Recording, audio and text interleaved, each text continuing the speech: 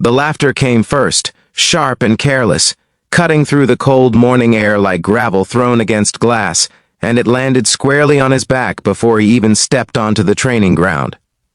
It was the kind of laughter that decided who you were before you ever had a chance to show it. The kind that saw the worn boots, the stiff shoulders, the man standing a little apart from the rest, and made up its mind instantly. No one there knew how many nights he had stayed awake listening to a child breathe in the dark, or how many mornings he had carried exhaustion like a second spine. To them, he was just another man who didn't belong. If you believe in kindness, second chances, and the quiet strength of people the world underestimates, take a moment right now to like this video, share it with someone who needs hope, comment your thoughts, and subscribe to the channel. Stories like this deserve to be heard.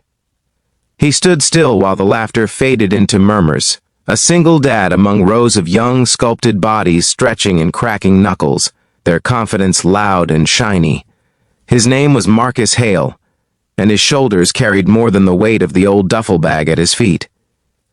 They carried years of factory shifts, the echo of a slammed door from a woman who couldn't stay, and the fragile, fierce responsibility of raising a 6-year-old son who still believed his father could fix anything. Marcus had not come to the police tryouts chasing glory or power. He had come because stability mattered, because a badge meant a steady paycheck, health care, and a future where his son wouldn't have to learn the meaning of sacrifice too early. He had come because he was tired of being one accident away from losing everything. The training yard felt like a stage built for judgment. Concrete stretched wide and unforgiving, framed by chain-link fences and gray buildings that smelled faintly of oil and rain. Instructors moved with clipped authority, their eyes scanning bodies like tools laid out on a table.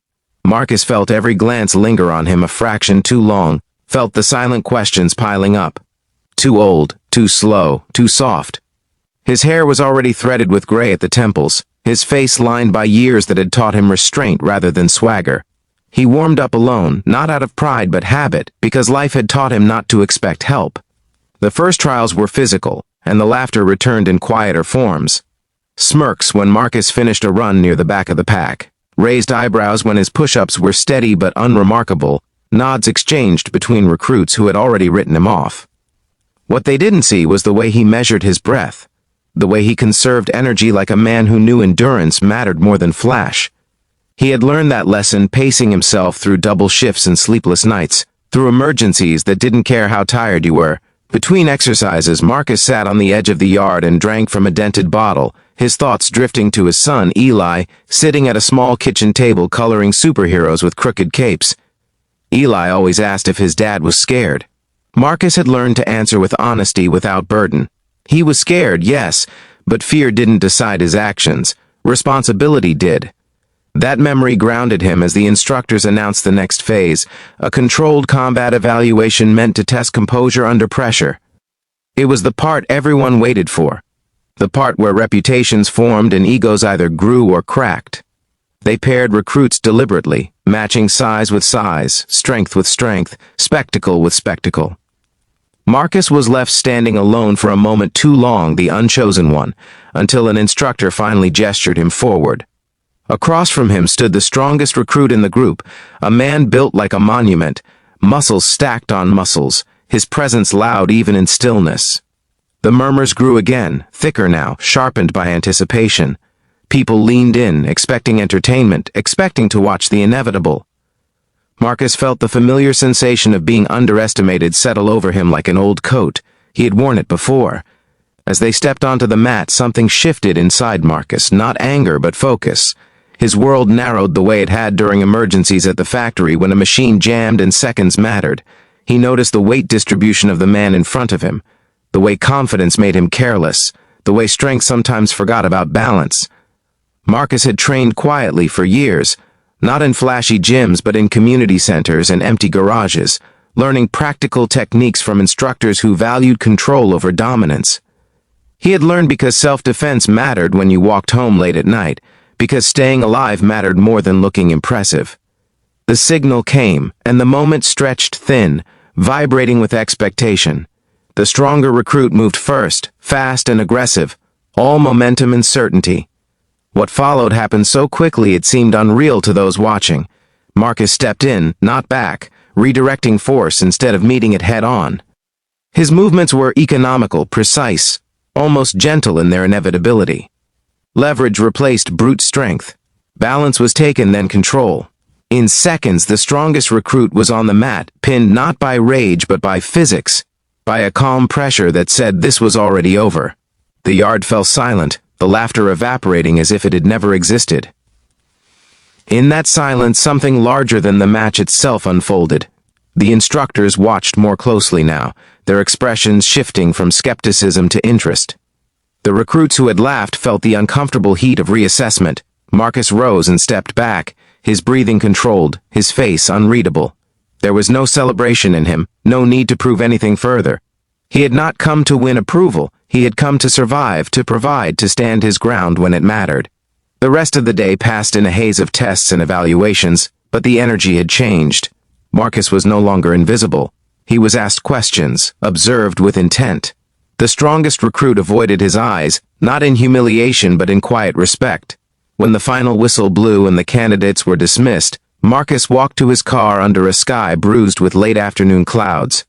His body ached, but beneath the ache was a steadiness he recognized. Win or lose, he had shown up fully, and that mattered. That evening, he picked up Eli from a neighbor's apartment, lifting him into a hug that smelled like crayons and macaroni. Eli asked how it went, his eyes bright with hope. Marcus answered honestly, saying it was hard, that people laughed, that he kept going anyway. Eli smiled the way children do when they hear something that makes sense of the world, as if perseverance were the most natural thing. They ate dinner together, shared a quiet moment on the couch, and Marcus tucked his son into bed with the familiar promise that tomorrow would come. Days later, the letter arrived. The envelope was plain, the return address official. Marcus held it for a long moment before opening it, feeling the weight of possibility. Acceptance. Training would begin in weeks. Benefits, stability, a path forward. He sat at the table long after reading it, letting the reality settle, not as triumph but as relief. The journey ahead would be brutal, demanding more of him than he already gave, but it was a road he had chosen with clear eyes. At the academy, Marcus remained what he had always been, steady, observant, unassuming. He helped others without seeking recognition, listened more than he spoke, learned constantly. Instructors came to rely on him, not for raw strength but for judgment. He understood people, understood fear and pressure, understood what it meant to carry responsibility home at night. His past, once seen as a weakness, revealed itself as his greatest asset. Years later, Marcus would pin his badge on with hands that trembled only slightly, Eli watching from the front row, older now, proud in a way that filled every corner of the room. The laughter from that first day had long faded into irrelevance, a footnote in a story about quiet resilience. Marcus never forgot it, not because it hurt, but because it reminded him how often the world gets things wrong, how often strength hides behind tired eyes and worn boots. If this story is reaching you right now, if it's stirring something you recognize in yourself or someone you love, please take a moment to like the video, share it, and engage with it. These moments of quiet courage matter, and your support helps bring more stories like this to light. Before we reach the end, leave a comment sharing what this story meant to you or who it reminded you of. Your words might be exactly what someone else needs to read today. Marcus's journey was never about proving others wrong. It was about proving to himself and his son that dignity doesn't ask for permission, that perseverance doesn't need applause, and that sometimes the strongest person in the room is the one who has learned how to endure. In a world quick to laugh and slow to look deeper, his story stands as a reminder that second chances are earned quietly, and that real power often reveals itself only when it's needed most.